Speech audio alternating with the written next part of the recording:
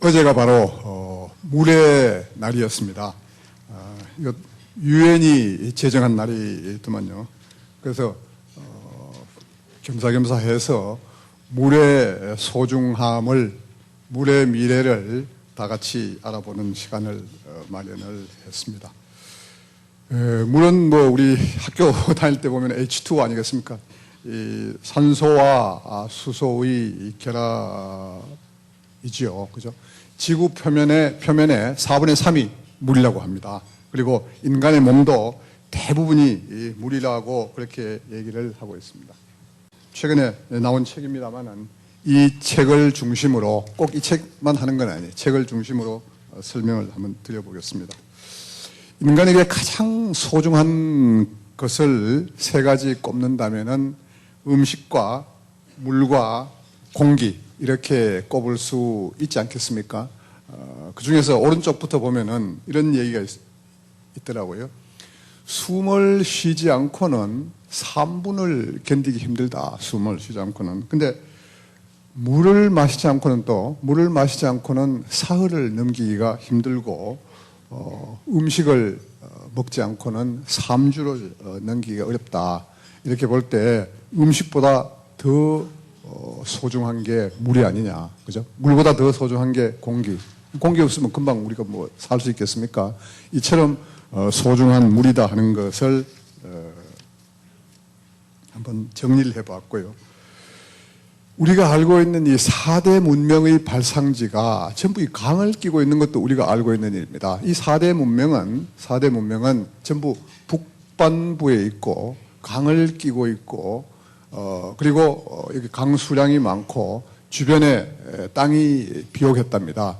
지금은 저 중에 일부는 사막화되어 있지만은 저 당시에는 아주 비옥한 땅이었다고 합니다. 강우량이 많고 해서 저기서 식량이 많이 나왔다고들 합니다. 어쨌든 4대 문명의 발상지가 공이 물을 끼고 있다, 강을 끼고 있다, 물과 가까이 있다, 이렇게 하는 것을 다시 한번 리마인드를 시켜드리고요. 근데 이렇게 소중한 물에 대해서 그냥 제가 이렇게 해봤는데, 과거에는 이 물은 공짜였습니다. 그죠? 봉이, 김선달 이야기를 굳이 하지 않더라도 물은 공짜였습니다.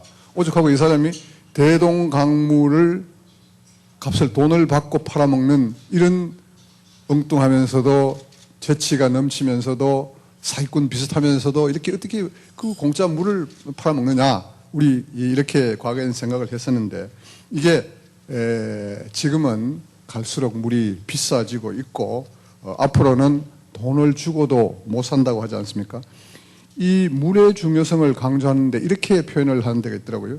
종교나 민족이나 국가는 막말로, 참 좀 말하기 그렇습니다만은 옮기는 겁니다. 제가 자작을 한 건 아니고, 종교, 민족, 국가 같은 것도 없어서 살지만은 물 없이는 못 산다. 이렇게 그런 얘기도 있고, 식량이나 오일은 기름은 없으면은 대체제라도 있지만 물은 대체제도 없다. 그죠? 식량이나 기름은 대체제라도 있지만 물은 대체제도 없다. 이렇게 하는데도 있었습니다. 이렇게 소중한 물에 대해서 우리가 물을 홀대를 하고 있습니다. 홀대한다는 것은 과소비하거나 그걸 오염을 시키는 거지요.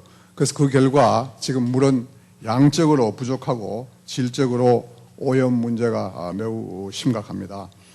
미국의 케네디 대통령이 이런 얘기를 했답니다. 물 문제를 앞으로 해결하는 사람은 2개의 노벨상을 받을 것이다. 노벨 평화상과 노벨 과학상, 2개의 평화상을, 노벨상을 받을 것이다. 이렇게 얘기를 했다고 합니다. 앞에 나온 그 책에 보면은 이런 얘기가 있더라고요. 이거 다 아는 얘기인데, 물에 대해서 2가지 잘못된 선호 사상이 있다. 첫째는 가시적인 것을 선호한다. 이게 뭐 이런 거예요. 눈에 보이는 해결책. 예를 들면은 뭐 댐 건설한다거나 뭐 이런 것들이겠죠. 그죠? 그래서 돈 많이 들여가지고 댐 건설하기 위해서 기공식 거창하게 하고 이렇게 하는 그런 데는 우리가 아주 잘 하면서 정작 돈 적게 들고 효과가 더 많은 물을 제작하거나 재활용하거나 하는 이런 쪽으로는 소홀히 한다. 가시적인 것을 선호하는, 그 미국도 우리하고, 이 사람은 불란서 사람입니다만은, 하여튼 서양이나 우리나 비슷한 것 같습니다. 두 번째는 물을 제가 여기다 차마 쓰기가 못해가지고 X로 했는데 물을 책에 그렇게 나와 있습니다. 똥보다가 선호한다. 그 얘기는 이 상수도만 우리가 신경을 쓰고 하수도 쪽으로는 소홀하다. 이제 이런 얘기를 해서 이것도 우리네하고 같은 것 같습니다. 마지막으로 물에 대한 인식에 이런 말이 있습니다. 21세기의 물은 권력이다. 이 물을 지배하는 자가 미래를 지배한다. 이런 말이 있고 또 20세기가 석유 전쟁의 시대였다면 21세기는 물의 전쟁의 시대다. 세계 인구의 40%가 250개 강 유역에 거주하면서 살고 있다고 합니다.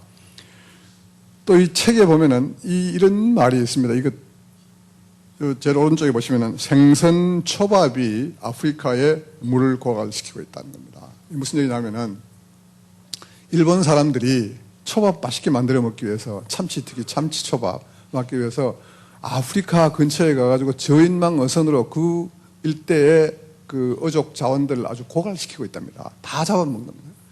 그래서 낙후된 장비를 가지고 있는 아프리카 현지 주민들은 자기 의장을 다 엿버리는 거예요. 자기 업 자체의 기반이 무너진 겁니다. 그래서 이 사람들은 그러나 프로테인, 단백질은 섭취해야 될 거 아니겠습니까? 그래서 할 수 없이 내륙으로 들어와가지고 소를 키우고 염소를 키워서 단백질을 섭취한답니다. 그러니까 그러다 보니까 이제 소 키우고 이 염소 키우다 보니까 이건 물이 많이 들거든요. 물을 많이 먹지 않습니까? 거기다가 또 수질 오염을 많이 시키지 않습니까? 축산업이. 그래가지고 이 일본 사람들이 생선 초밥을 좋아하는 바람에 아프리카의 물 문제가 더욱 심각해졌다. 이런 얘기가 있어가지고 조금 재미있기도 해서 여러분들께 소개를 시켜보았습니다.